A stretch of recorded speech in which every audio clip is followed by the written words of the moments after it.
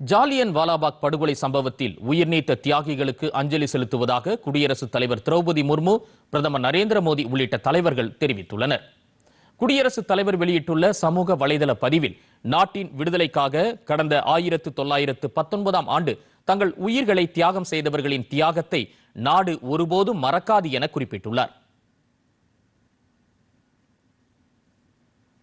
இதேபோன்று பிரதமர் நரேந்திர மோடி வெளியிட்டுள்ள எக்ஸ் வலைதள பதிவில், வருங்கால தலைமுறையினர் தியாகிகளின் வெல்ல முடியாத உணர்வை எப்போதும் நினைவில் கொள்வார்கள் என்று கூறியுள்ளார். ஜாலியன் வாலாபாக் படுகொலை சம்பவம் நமது நாட்டின் வரலாற்றில் ஒரு இருண்ட அத்தியாயம் என்றும், அதில் உயிர் நீத்தவர்களின் தியாகம் இந்தியாவின் சுதந்திர போராட்டத்தில் ஒரு முக்கிய திருப்பு முனையாக அமைந்தது என்றும் பிரதமர் குறிப்பிட்டுள்ளார்.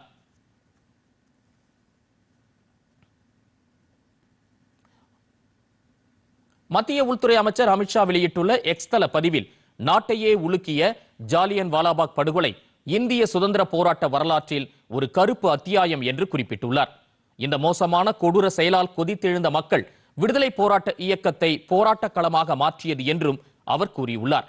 ஜாலியன் வாலாபாக் சம்பவத்தில் உயிரிழந்த தியாகிகளுக்கு மரியாதை செலுத்துவதாக கூறியுள்ள அமித்ஷா, அந்த தியாகிகளை நாடு என்றென்றும் மறவாது என்று தெரிவித்துள்ளார்.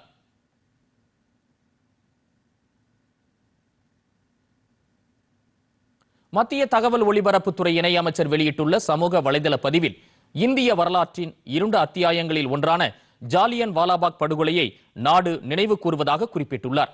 காலனித்துவ கொடுமையின் கொடூரமான செயலில் தியாகம் செய்யப்பட்ட எண்ணற்ற அப்பாவி உயிர்களுக்கு நாடு தலைவணங்குவதாகவும், துணிச்சலான ஆன்மாக்களுக்கு மனமார்ந்த அஞ்சலி என்றும் அமைச்சர் கூறியுள்ளார்.